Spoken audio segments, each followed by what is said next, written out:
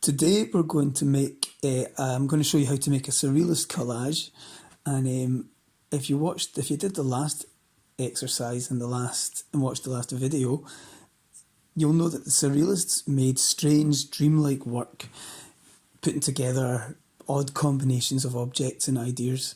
So here are some examples of surrealist collage, and you see that it's all bonkers stuff. The backgrounds and the figures don't make any sense together, very dreamlike.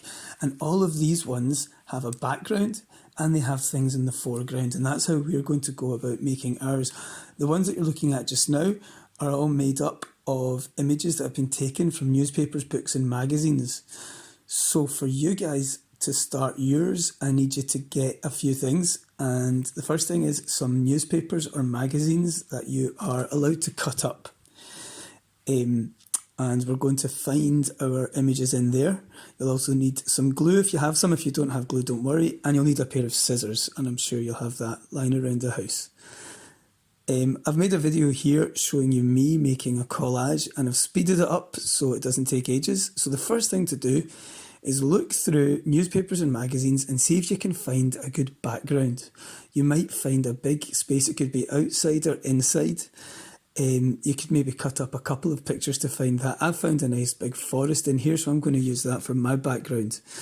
And one thing I'm thinking about is that I don't want the other images in it to get lost against the green. So I'm going to have to find some colours that will maybe stand out from the green a little bit. And now green's a cool colour, so if I find some warm coloured things, that would be quite helpful. But I'm also just looking for interesting things that will look bizarre when they're put together. And I'm just going to rip all the pages out and collect as many things, and then I'll do some cutting out.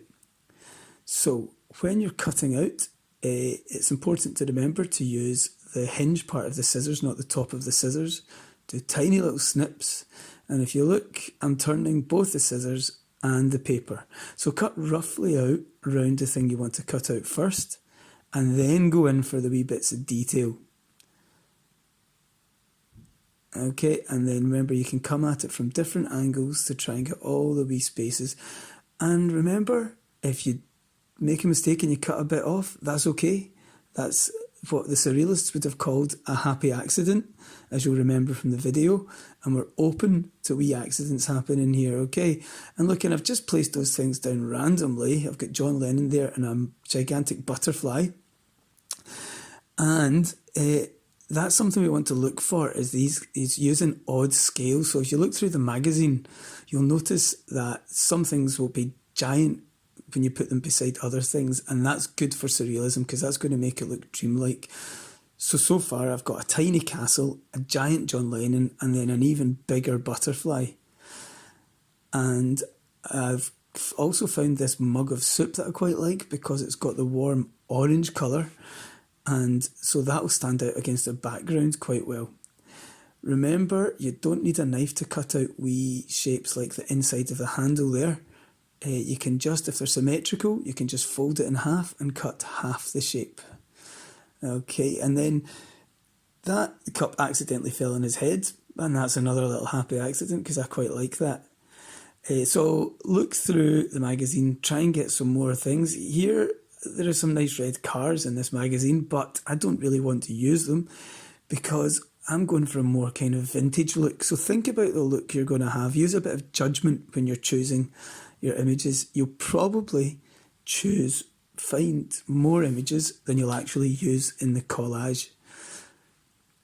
Okay, now I'm going to speed the video up a little bit faster now to get through all this cutting.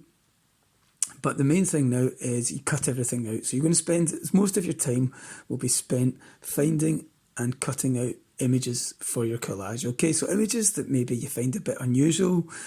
You can have a combination of drawn images and photographic images in there. And so you're going to spend most of your time cutting them out, and then you can start playing around with them and playing with how you arrange them.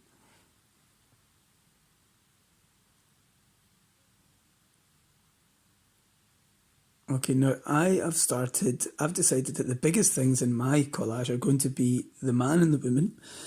Now the man is facing to the right and the woman is facing to the left. So I'm going to have the man looking into the picture, okay? I want him sort of not facing out towards, facing into the middle.